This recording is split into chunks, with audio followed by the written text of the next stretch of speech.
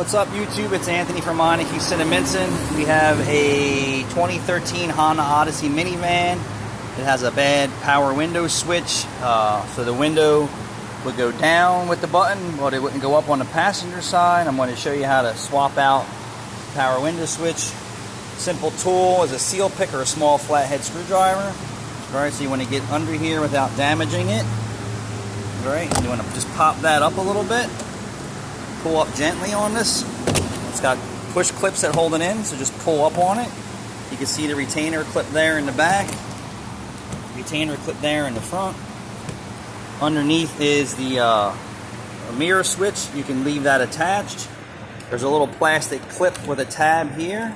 All right, so you're going to push that tab down, and you're going to fold this out.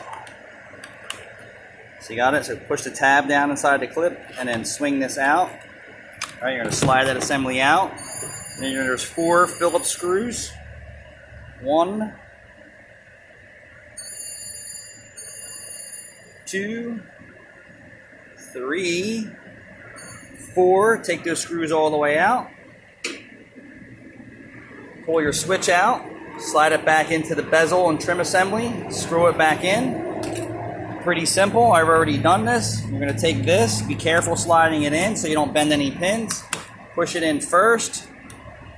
And then slide the white clip in until you hear it clip. Flip it back over. Start with the back. Get it snapped into place.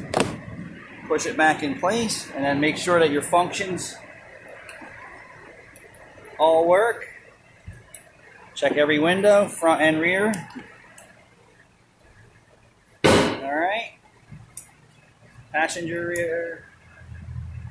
Right here, up, down. You know, you want to make sure the one touch works too. One touch means push the button once. Up or down, it goes all the way up automatically. And that's it. There you have it. Thanks for watching.